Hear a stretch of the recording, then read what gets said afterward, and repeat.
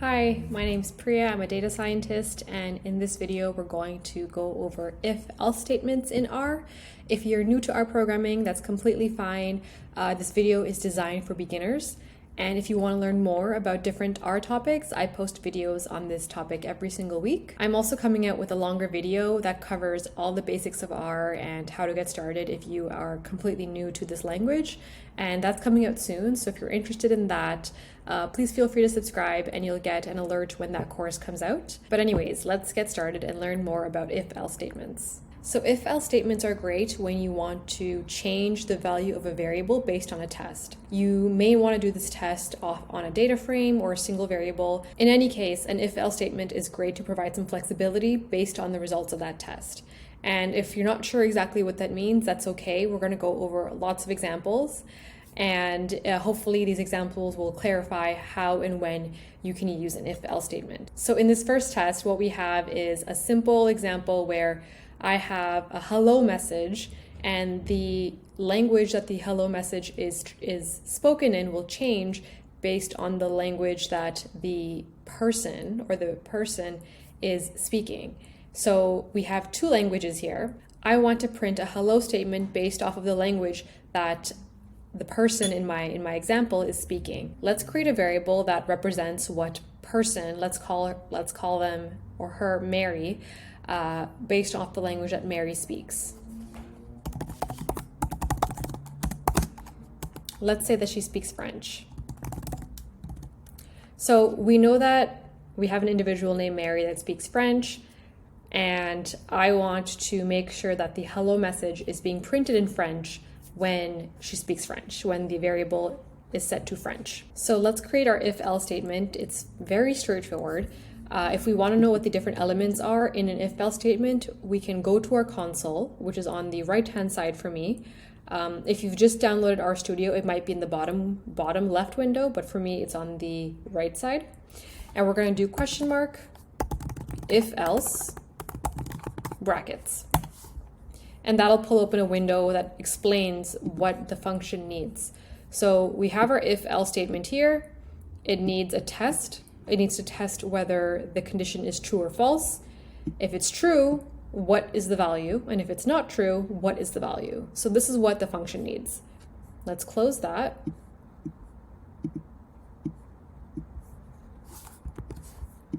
And we're going to type out the function ourselves. So if else, what is our test going to be? Well, we know that we want to see whether Mary speaks English or French. I know that we already know that she speaks French, but we need to set up a test. So the test is, does Mary speak French? So we're going to do Mary underscore language, and we want to test whether she speaks French or English, so we use a double equal sign. And this is a really important distinction in R. If you have two equal signs, that means that you're testing whether it's true or false. If you have one equal sign, you're setting a value to a variable. So you'll see here, we have one equal sign because we want Mary's language to be French. Here, we have two equal signs because we want to check whether it's French or English. So very important distinction in R. So let's set the test to French, and then we need to set a value if that's true. If the value is true, we know that it's language 1, right? We want to do language 1. And if it's false, then it's language 2. So let's run that to make sure we don't have any errors. Oh, we have to run Mary language, run that, if else, and there you go. Bonjour. And you can see that it's outputting language 1, which is our French message. Now, if we were to change Mary's language to English,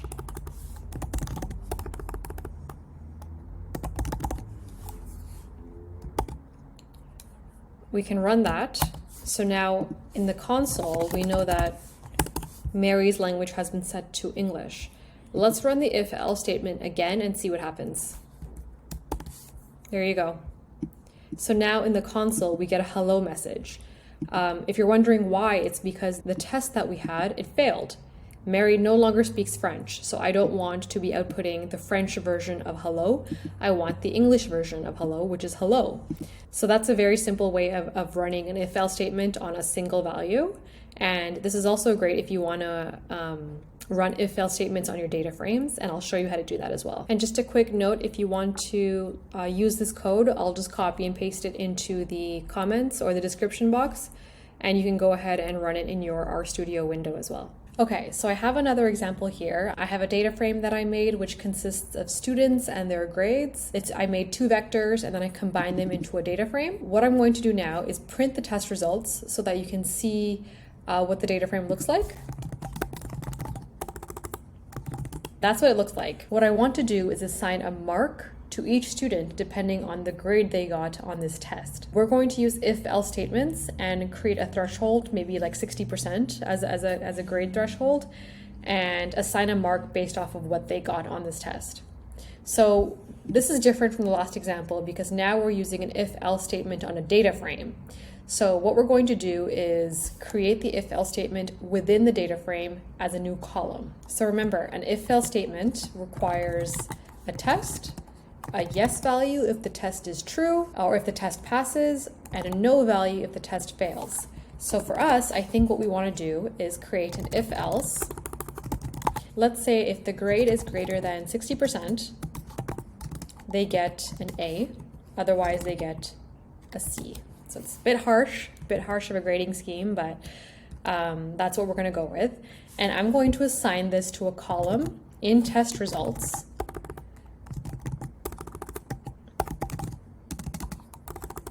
The way you assign a completely new column is by using the $, and I'm going to call it mark. So a new column called mark, and it's going to be equal to the results of this if-else statement. The one other thing I want to do is make sure that my if-else statement knows that the grades column is coming from test results. So I'm actually going to delete grades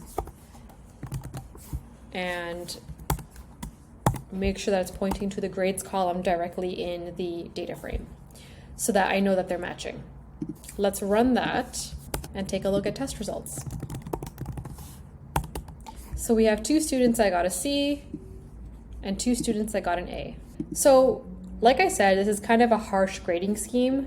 Obviously we want students to have more variety in their marks besides from an A or a C. What if they get a B? What if you want to give out a couple Bs? So in that case, you can do a nested if-else statement. And what that means is that we are going to create an if-else statement within an if-else statement. So here we have a yes condition and a no condition. I'm going to change this a little bit and say that if a student gets a mark greater than 80%, they get an A. If they get a mark greater than 60%, they get a B. And anything lower than that, you get a C. So right now we only have space for a yes and a no. What I'm going to do is change the no test here, and I'm going to create a second if-else statement in the no section. So if else, test results grades. If it's greater than 60, they get a B. Otherwise, they get a C. So let's clean this up again. I'm going to use the code reformat code option to make it look a little bit nicer, a bit easier to read. So let's go over this again. If a student has a result greater than 80, they get an A. If they get a result greater than 60, they get a B, and if not, they get a C. So we did that using a nested if-else statement. Let's run this again.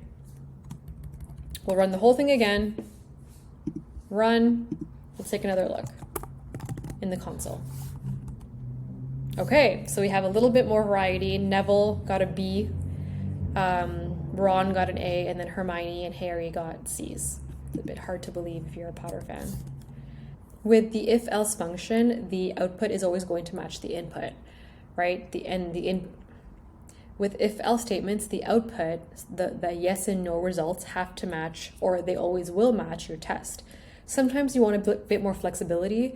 You want to have a test, and if it passes the test, you want to output an image, or you want to output a raster. And right now with if-else, you don't really have that flexibility. So I'm going to show you another way of doing these if-else conditional statements without using this very this more strict way of doing it. So we're going to use an if statement and create a bit more flexibility in the way that you can work with if-else statements. So let's go over the if function. You have if, you have a pair of brackets, and then you have a pair of curly brackets. Doesn't look particularly interesting, but there's a lot that we can do with this. So in the round brackets, the regular brackets, that is where the test goes. So before we had an if-else statement with a test. Here, again, we have a test. You do not put the yes or no conditions in the round brackets. The yes conditions go in the curly brackets, and we're going to go over the no condition later. So let's create an example and take a look at this. So here's our example. Again, don't worry about copying anything down at this point. You can pause it and type it out, or it'll be in the description box. Don't worry about any of that. So the example is we're at a grocery store. There's a customer who's buying apples, and they want to, and we have to tell them what the price of the apples is, but there's a deal going on and the price will change based on the number of apples that you're buying. So we have a variable called num apples, and we'll change this as the example continues. So let's jump right in and make our if statement. Let's create a test. Num apples greater than 4. If the number of apples is greater than 4, the price is going to be equal to the number of apples multiplied by 2. Here we have a very simple if statement. If the number of apples is greater than 4, the price is equal to number of apples times 2. Let's run that and see what happens. Oops, I'm going to run the apples variable. Okay, so let's see what we have as price, 12. And that works because we know that 6 is greater than 4. What if the number of apples was only 2? Let's see what happens. The price does not change because we did not tell our if statement what happens if the number of apples is less than 4. Right now, we only know what the price is going to be if the number of apples is greater than 4. So now we're going to put in our else statement. Right now, we only have the if. Now we're going to add the else. So unlike the previous example, the else statement goes after the curly brackets, and the output of the test, or the no, goes in another pair of curly brackets. So if the number of apples is greater than 4, we have a price, which is number of apples times 2, $2 an apple. Otherwise, the price is going to be number of apples times 3. So it's going to be $3 an apple. So let's run this again and take a look at the price, 6. So our if-else function knows that 2 is less than 4, and therefore it's going to multiply number of apples times 3. And the great thing about this method is that you don't have to worry about if nested if-else statements. If you have more than one condition, you can just build this and add more conditions. So you can add more conditions by using an else-if statement. And an else-if allows you to add more than 2 conditions. You don't have to just have a yes condition and a no condition. You can have as many conditions as you'd like. So let's change our function a little bit. We are going to change the price based off of the number of apples that you have, but in 3 different scenarios. If you have more than 10 apples, the price will only be $1 per apple. So let's change that. Otherwise, if you've bought more than 5 apples, it's $2 per apple. But right now, our function only allows 2 conditions. So we're going to change this and create an else-if statement. So else if, let's delete all of this for now. Else if, the test will go in the curly brackets again. Number of apples greater than 5. And then we can add the condition if our test passes the number of apples greater than 5. So if the customer has bought more than 5 apples, the price will be equal to number of apples times 2, so $2 per apple. And then finally, else. So that's the last condition. Otherwise, the price will be equal to number of apples times 3. Let's run that. So now what we're going to do is test this function, make sure that's working. Let's say the person buys 200 apples. Let's run the function. The price is $200. because they bought more than 10 apples. So the price is number of apples times 1. Let's say they've only bought 6 apples. Then the price will be equal to 12. Makes sense. It's greater than 5. 6 times 2 is 12. That's perfect. Otherwise, it should be $3 an apple. So if they only buy 1 apple, the price is then equal to 3. Makes sense.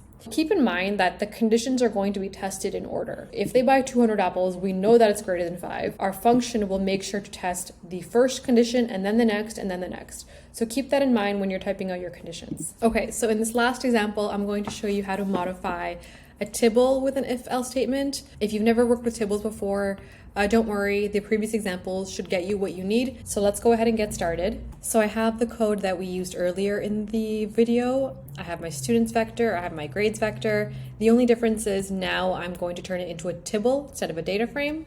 So you'll see that I now have an as tibble function, but before I can use it, I imported the tidyverse library. So those are the differences. Let's run the whole set, and we'll take a look at the test results data frame. Okay, so you can see that the data frame looks slightly different. But the great thing about a tibble is that it gives you dimensions right off the bat. And we have 2 columns here, both of them classified as character columns. So let's go ahead and modify our test results tibble with an if-else statement. So we're going to take test results, and we're going to use the tidyverse pipe, which looks like this. This is what you use if you want to modify a tibble. And we're going to mutate and create a new column called mark, same as last time.